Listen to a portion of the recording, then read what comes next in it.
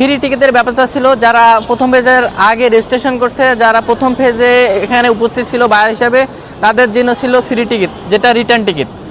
আমি আজকে দেখাচ্ছি যে পরবর্তীতে যেটা হবে, পরবর্তীতে 7 থেকে 9 আগস্ট 2026-এ শেনজেনে পরবর্তীতে হবে হোম ফার্নিচার, এবং এটা হবে ভিয়েতনামে নভেম্বরে 2026-এ, এবং পরের বছরে 7 থেকে 10 মার্চ 2027 সালে এটা আবার হবে শেনজেনে। এটা হলো হোম ফার্নিচার এক্সপো।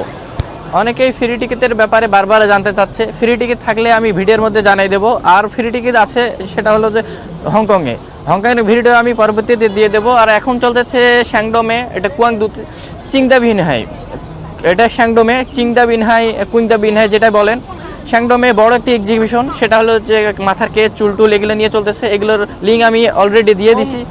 হোম ফার্নিচারের আরেকটি এক্সিবিশন যেটা ভিয়েতনামে হবে, সেটা সাইগং এক্সিবিশনের লোকেশনটা আমি দিয়ে দেবো। আপনারা কিউআর কোডটা রেখে দিতে পারেন পরবর্তী যোগাযোগের জন্য।